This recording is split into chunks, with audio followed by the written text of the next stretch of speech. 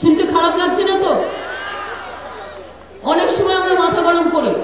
জানেন তো, আমাকে একবার একটা কমিশনে ডেকেছিল সাক্ষী দিতে। ওই বালিগঞ্জে বাই ইলেকশনে একটি ছেলে মারা গিয়েছিল, স্বপন চক্রবর্তী। তখন সিপিএম ইচ্ছা করে আমায় ডেকেছিল ইউসুফ কমিশনে, আর আমাকে হ্যারাস করবার জন্য সব ব্যবস্থা করেছিল। আমি যাবার আগে আমার বাহাতে একটা কথা লিখে রেখে দিয়েছিলাম, সেটা হচ্ছে কুল, COOL। এটা আমি ছাত্রছাত্রী বন্ধুদের, ইয়াং জেনারেশনকে বলবো, ওটা লিখে রাখবেন যখনই কোনো সমস্যা আসবে।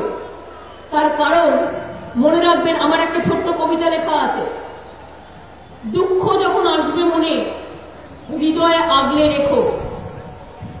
দুঃখ যখন আসবে মনে হৃদয়ে আগলে রেখো। তার কারণ হচ্ছে হৃদয়টাকে আগলে রাখতে হয়। সেই জন্য এগুলো কখনো কখনো কাজে লেগে যায়। এবং এই নিয়ে আমি দুটো বই লিখেছি, ও ভাবনার সাথে আর একটা পথের সাথে, বা কথার কথায় কিছু একটা হবে। এই কারণে কথাগুলো বললাম। আমি পথ চলতে চলতে যখন ধাক্কা খাই, জীবনে চলতে চলতে যদি কোনো ভালো কাজ দেখি, সেটাকে আমি লিপিবদ্ধ করে যাই এই কারণে, যাতে আমার ছোট ছোট ভাই বোনেদের ওটা কাজে লেগে যায়। কাজে লাগার জন্য আজকে দেখুন একটা নির্বাচন আসছে, এবার আমি নির্বাচনে চলে এলাম, কারণ আকাশটা একটু কালো হচ্ছে, তাই নির্বাচনে চলে আসছি। দেখবেন নির্বাচনের আগে রাজনৈতিক দলগুলো তাদের পশরা নিয়ে নেমেছে। এই কালো মেঘ দেখি আমার মনে হল সিপিএম এর মুখটা দেখবেন একেবারে কুৎসার কালো মেঘে ভর্তি। কংগ্রেসের মুখটা দেখবেন চক্রান্তের বেড়া জালে ভর্তি। আর বিজেপির কপালটা দেখবেন চকচক করছে দাঙ্গার ভাব। এই হচ্ছে কালো বৈশাখীর ঝড় ওদের মুখে, কালো কালো বৈশাখী।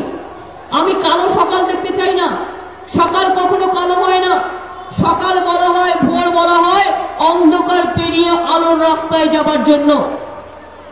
আমি বলি সিপিএম এর বন্ধুরা, যদি সত্যি কিছু বলার থাকে প্লিজ বলুন, আমার কোনো আপত্তি নেই, আমি উত্তর দেব, যেটা বলার, যেটা উত্তর দেবার।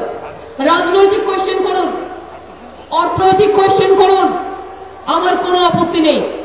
কংগ্রেসী বন্ধুরা রাজনীতির কোয়েশ্চেন করুন, অর্থনীতির কোয়েশ্চেন করুন, আমার কোনো আপত্তি নেই।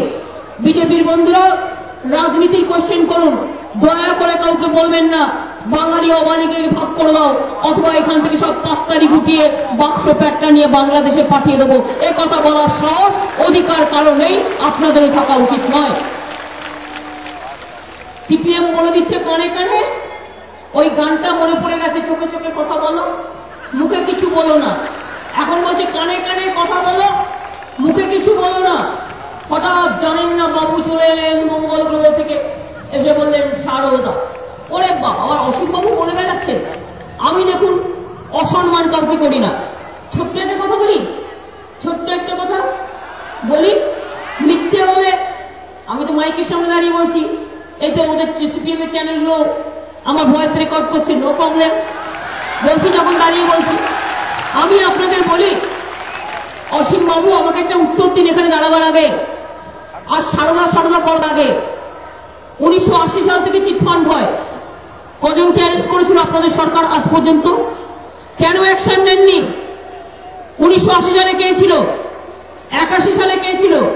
82 থেকে, 83 থেকে, 84 থেকে, 85 থেকে, 86 থেকে, 87 থেকে, 88 থেকে, 89 থেকে, 90 থেকে, 91 একে, 92 একে, 93 একে, 94 একে, 95 একে, 96 একে, 97 একে, 98 একে, 99 একে, 2000 একে, 1 একে, 2 একে।